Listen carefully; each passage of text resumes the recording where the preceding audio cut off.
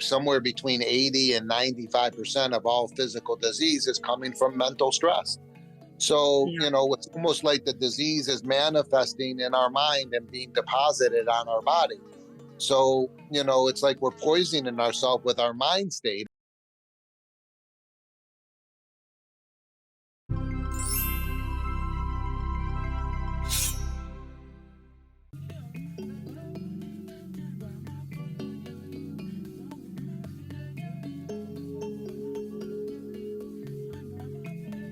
Hello, everyone.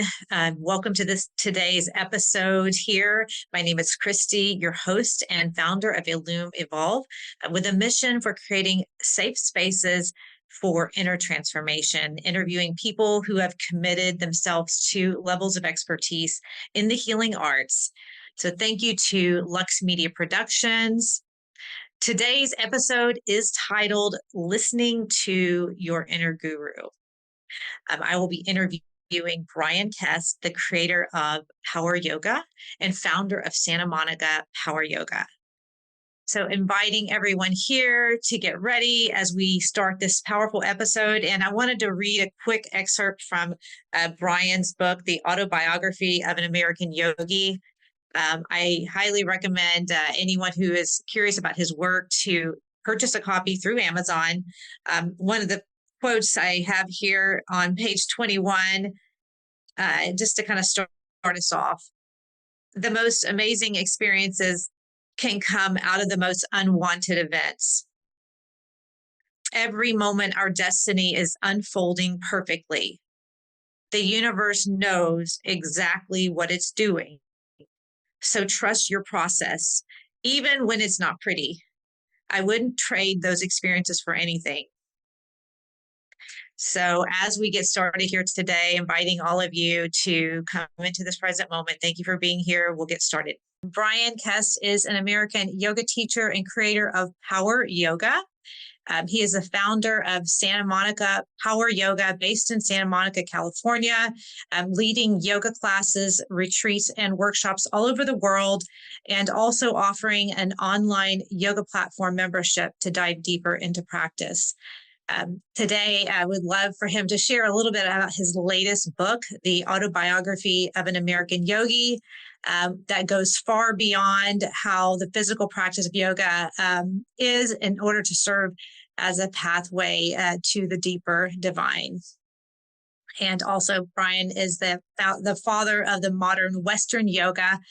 He will recount his journey through this book, but I'd love for him to share it with us firsthand. So thank you, without further ado, for being here and agreeing to allow me to interview you today. You're welcome.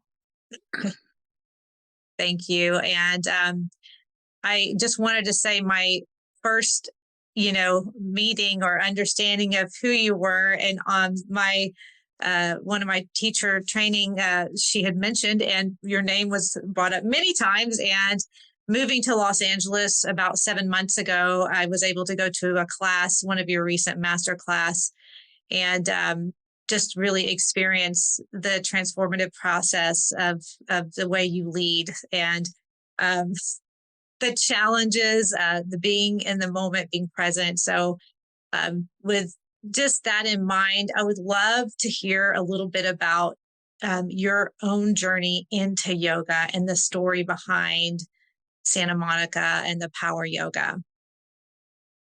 Were you in the class in Venice at Shafa Yoga? I was. There was a lady right next to me, and actually she got up and left, which I was like, that's, there we go. You're like, everyone do whatever you feel you should do. And I was there. Yes, it was the master class. It was a Saturday, and the class was packed. We did the first part, and then you had the second half. Yes. Okay. Yeah, that was fun. It was fun. It was a really, I think for me, the mental aspect and of the practice, which is usually, that's what I'm interested in typically, is going into it and walking away with some type of transformative process for myself. And just your whole process of asking people to stay on your mat, stay in your own practice, listen to what your body, what your mind, what's going on the inside. And I don't know if you can share a little bit about where that came from. That Sure. whole, yeah. Well, where it came from is it came from the obvious. It's just obvious. Like, why on earth would any of us ever practice any other way unless for some reason, we've been wrongly influenced. We've been, misguided. And we've been misguided to such a degree that being misguided now seems normal. Like that wrong path seems like the right path and normal. That's usually what everybody's doing. And then the right path, the obvious path, the only path that really makes sense towards health and wellness, like all of a sudden becomes like unique and like, wow, where did you get that? Like, how did you come up with that? And it's like, what do you mean? It's like, isn't it obvious? And you walk down the street and you see it in nature. You see it everywhere. It's like, we're all unique. Yeah. We're all going through our own stuff. Our bodies are all different. Like, Yeah. how could any of this be special or healing if you're not tuning into that uniqueness and making decisions as opposed to allowing this to be generic? Yeah. And competitive and all that crap that's creating this rat race that nobody likes, but doesn't seem like anybody knows how to get out of. Right. And I have to say, I was reading one of your excerpts, one of your about the great balancing act, and you just how, talking about there's so much disease, dis-ease, in our culture, unsettling. And, I guess I'm interested because I've read that your father was a physician, if I may ask. And I come from a Western model, I practice as a nurse practitioner, but I'm fully aware that, a lot of the ailments that come in that I see every day are people, either pushing themselves beyond their edge, or just living in incongruency, with what the body was designed to be able to tolerate. Yeah, they're coming in with all this crap that was created by this misguided culture. And that includes how we treat food and what we put in food and how that's affecting people. I mean, you're seeing it firsthand as a nurse practitioner. And then, you're seeing, and also the negative impact of Western medicine and how they don't look at preventing disease in any way, shape, or form. All they care about is curing it. And they can't cure it. They just, they just camouflage it or put a Band-Aid on it or give you something that alleviates the symptoms, but it creates something else. Yeah, my brother's a surgeon, my dad's a surgeon, so I got to see all that firsthand. Just what kind of brought you into this pathway, how all these things, had an influence on you even coming into the practice and how you practice and what you teach. What do I guess I'm trying to think of. So you had mentioned the real medicine, or I said the real medicine, or yoga as an antidote, as a healing modality. How do you see that, and how are you trying to activate people maybe in your practice, because it does feel so different sometimes than what's being taught out there in the mainstream culture, pushing hard, pushing ourselves beyond that's the program that seems to be running in most of society today. Yeah, well, it's even the American Medical Association has figured out that, I don't remember, I've heard so many studies, but somewhere between 80 and 95% of all physical disease is coming from mental stress. So, Yeah. it's almost like the disease is manifesting in our mind and being deposited on our body. So, it's like we're poisoning ourselves with our mind state. And so, remember I said earlier, it's all obvious, right? So the obvious thing, if you want to be healthy, ultimately is to eradicate the stress that's poisoning you. Mm. And, and if you really want to be healthy, then, um, you know, why wouldn't you be doing that? How could you even be partaking in anything else ahead of that? Because that's responsible for most of the dis-ease and disease. So, Yes. I mean, it's again, it's obvious. It doesn't mean that it's easy. It doesn't mean that people want to look at that, because if they look at that, they have to deal with their habit patterns, right? It's like if the modern medicine, would tell people to change their diet and tell people to move out of the city and tell people to do the shit that those people should be doing in order to reduce the stress in their life because it's Right. killing, right? Yes. That it's Right. easier if people don't want, they just want to take a fucking pill, Yeah. and they don't want to. So, and that's where the money is, give the people what they want and make all the money off them. So there's no money in just saying, hey, you wouldn't have any stress if you just moved to the country, then you'd lose a patient, right? And you wouldn't make, I mean, and, or you wouldn't have any stress if you just stopped responding to your environment in the way that you respond, start Yeah. meditating, right? So, Yes. you know, it's really obvious again, and, we're just dealing with the obvious. So my classes are about making people aware of that just in case they weren't. And then starting the process of dealing with it, right? Which is basically starting to become aware of how you are, so you can, and the yoga class is challenging, right? Just like life is challenging, and how Right. you respond to the challenges in your life has the biggest effect on your health. It's called stress.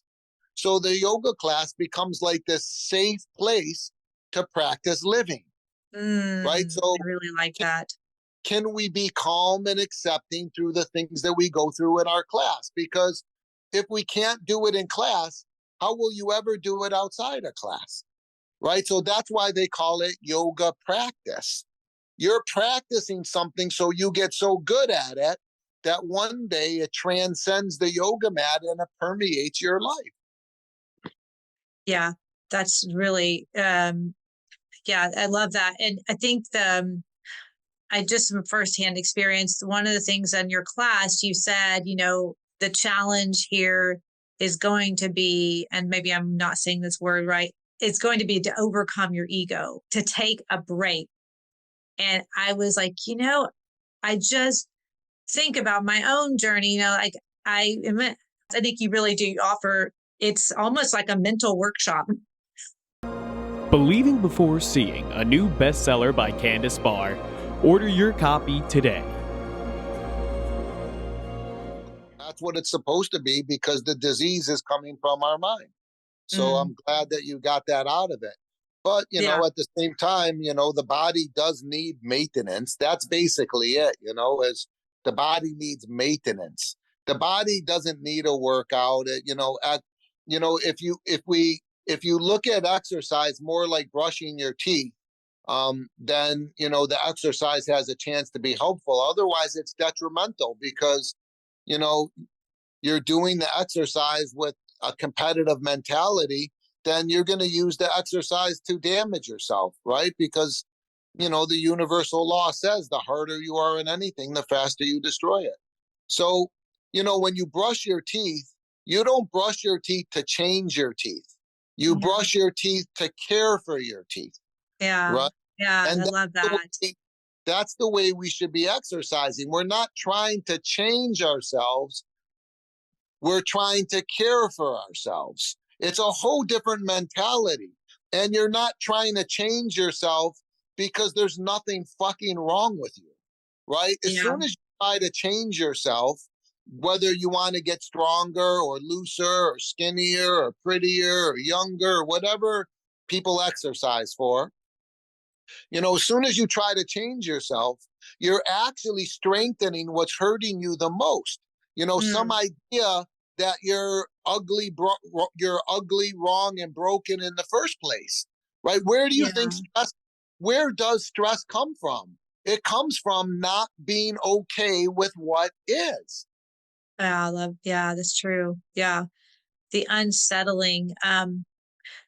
Yeah. So, if you were thinking back, when I know you've been practicing for such a long time, do you feel like what brought you into the practice has changed or evolved, or is there still part of it that what made you want to even practice and teach? Is it somewhat the same, like your own mission or reason for wanting to do it?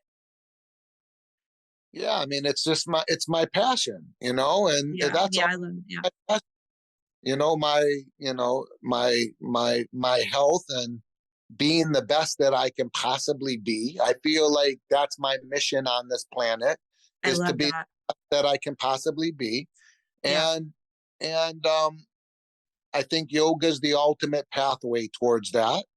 And the best that you can possibly be means, for me, it means the healthiest I can be, and the most happy or content or satisfied or peaceful. And that's the opposite of stress as well. And that's what I share with people. I love that. And you do very well. Some of us respond better, I think, than others. If we grew up with a tough, I was gonna say, I grew up with a very hardcore father, so I can handle. I mean, some of us do. I think we like it, and you don't see it as often in yoga. So it was nice, like boot camp yoga, mental boot camp. Well, dude, we just have to, like, first of all, that's why the goal of yoga, in at least as described by Patanjali, is chitta vritta nirodha, which means basically quiet your mind, right? And Yes. that process of quieting your mind, or having a quiet mind, allows you to tune into subtleties that normally you're not tuned into, because you're distracted, you're not listening, right? And your guru is your experience. That's your Mm, guru. Albert Einstein said it clearly, all knowledge comes from experience. Everything else is just information. All knowledge comes from experience. And you can't have an experience if you're thinking about other things, if you're mhm. distracted, if you're worried about the past, or you're enamored with the future, or whatever. So, the idea is to quiet down your mind, and then, tune into what's revealed. What is it that you're feeling? That's the guru. What is it that comes through you when you're no longer clogging the channels with thoughts? Right? It's almost like you're a human receiver, but you can't receive anything if all the channels are clogged up. Mm, But when you unclog the channels, it's like you become a clear conduit. And you start to know and understand things. You start to be able to experience things that have meaning. And you get the meaning, you get the wisdom, you get the information, and you know more. And that more that you know guides you, right? That guides you, that gives you the direction, that gives you the answers. It gives you what you need to take the next step. yeah. Oh, thank you. No, I know I just wanted to give people a chance to know more and understand more. And honestly, I did order your book and I can't wait to dive in and read it. Because I feel like your passion and commitment to this work. And if anyone wants to know more about you, about the book, and how to find and get access to it, um, if there's any information you want to provide to this audience. Yeah, I do. I really do. I'd love to be able to keep making my living and supporting my family in this yoga world. So, yeah, I certainly want to spread the word. And I really, really feel like, um, the health and well being of us, all of us, It really depends on, embracing this philosophy. And I'm not saying there's one way to do it. This philosophy can be molded to each one of us. So it's not like anybody has to follow Bryan's way or a particular way, but we have to kind of figure out our way. And this is kind of a pathway towards doing that. So, um, you know, if any of you watch the news and feel like, you get sad or disheartened at the state of things, you know, it can't shift out there if it doesn't shift in here, and that's what the path of yoga is about. So yeah, if you go to poweryoga.com, there's tons of supportive blogs, like 100, 200, 300. I don't know how many articles I've written that just try to inspire people and try to support people in this mentality. You brought up one of them in this interview, the Great Balancing Act. And also, you can go on Amazon, you just search for me or Autobiography of an American Yogi. You can get the book.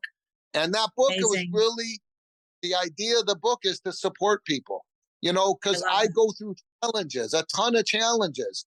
And, and how I deal with those challenges, I wanted to give other people ideas how to deal with theirs.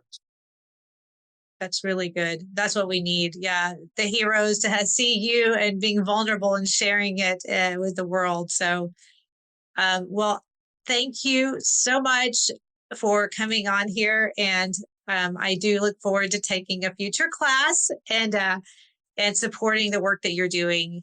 Thank you so much for being here today. Thank you again for this time coming in here today. For everyone who is listening, thank you to Bryan Kest and his work and allowing me to interview him about what he is doing and inviting this audience here to begin to settle into a comfortable position as we come into a time of contemplation, finishing out with the meditation. And once you've arrived here into your seat, just beginning for a moment to connect to your breath, allowing the eyes to soften. Hands can be resting on the lap. And beginning here just to feel the coolness of the breath, moving in through the nose, traveling all the way down to the belly, and tracing the breath all the way back outside the body. We will begin to explore this present moment by connecting to the center of one of the most powerful areas in our body, connecting to the heart space. Maybe taking both of your hands or one hand and placing it right over the chest. Beginning to breathe into that space in the center of the chest. And breathing out. Noticing the subtle rise and fall of the chest with every inhale and every exhale. With every inhale, feeling the enriching, nourishing of the breath. And every exhale, surrendering, softening.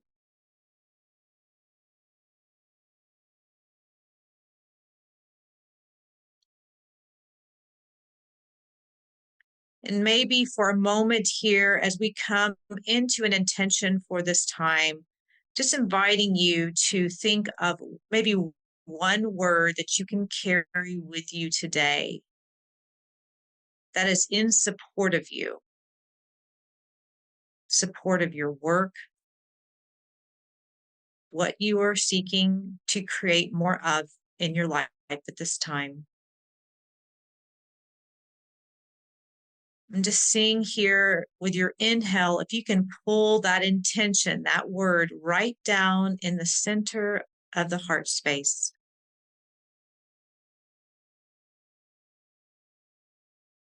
working on connecting to the light that already exists within you.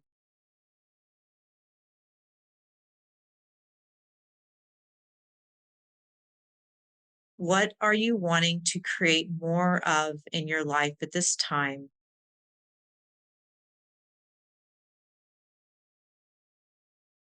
Letting that be your intention for today. Taking another deep breath, inhaling,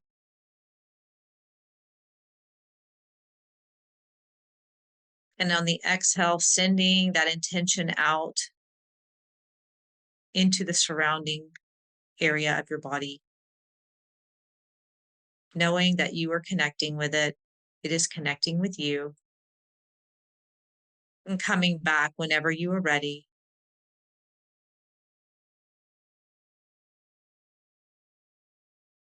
And thanking everyone here for spending time with us today, sending all of you light and love throughout the rest of your day. And come back for next week's powerful episode where we'll be talking with more people about their inner journey and the work that they are doing to help transform and elevate.